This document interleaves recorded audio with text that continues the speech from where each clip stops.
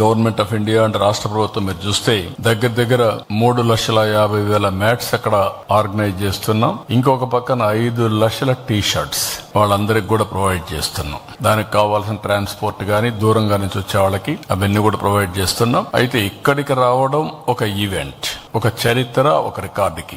ఎక్కడికక్కడ చేయడం అది అన్నింటికంటే పెద్ద రికార్డ్, పెద్ద చరిత్ర.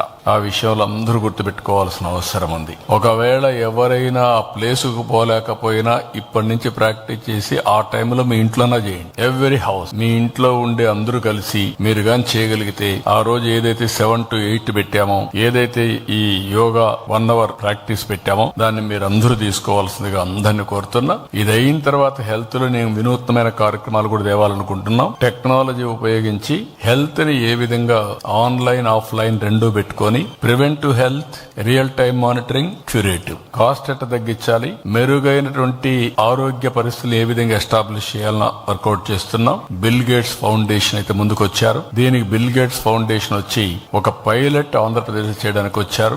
నాలెడ్జ్ టెక్నాలజీ వాళ్ళు తీసుకొస్తారు. ఆంధ్రప్రదేశ్ లో దీన్ని అమలు చేస్తాం. అమలు చేసిన తర్వాత దీని రిజల్ట్స్ అన్ని ఎక్కడికక్కడ ఇంప్రూవ్ చేసిన తర్వాత వీలైతే ప్రపంచం మొత్తం భారతదేశం ప్రపంచం తీసుకుపోవడానికి బిల్ గేట్స్ ఫౌండేషన్ కూడా వర్కౌట్ చేస్తున్నారు. ఒక proof of concept Kuppam start చేశాం. 6 నెలల్లో చిత్తూరు జిల్లా అవుతుంది. 2 సంవత్సరాల రాష్ట్రం మొత్తం దీన్ని స్కేల్ అప్ చేస్తాం. రాష్ట్రం మొత్తం ఇది వచ్చినప్పుడు దానికి ప్రివెంటివ్ హెల్త్ లో చాలా ముఖ్యమైనది యోగా. హెల్త్ లో యోగా ఒక పక్కన, న్యూట్రిషియస్ ఫుడ్ ఇవన్నీ ఉంటాయి. అవన్నీ కూడా ఎడ్యుకేట్ చేసి ఆంధ్రప్రదేశ్ అంటే ఒక ఆరోగ్య ఆంధ్రప్రదేశ్ గా తయారు చేస్తాం. అందుకే నేను పదే చెప్తున్నా, వెల్తీ, హెల్తీ, హ్యాపీ సొసైటీ. ఆదాయం పెరగాలి, ఆరోగ్యంగా ఉండాలి, ఆనందంగా ఉండాలి. ఈ 3 రావాలంటే మన చేతుల్లోనే ఉంది. కలుషితమైన ఆలోచనలు చేస్తే కలుషితమైన ఫలితాలే వస్తాయి. స్వచ్ఛమైన ఆలోచనలు చేస్తే స్వచ్ఛమైన ఫలితాలు వస్తాయి. అది మీడియాకు కావచ్చు, సోషల్ మీడియాకు కావచ్చు, రాజకీయ నాయకులకు కావచ్చు, సమాజంలో ఏ వర్గానికైనా కావచ్చు, అందరికీ వర్తిస్తుంది ఇది. కానీ కొంతమంది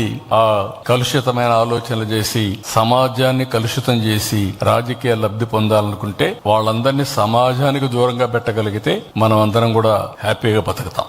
లేకపోతే సమస్యల సుడిగుండంలోనే ఉంటాం.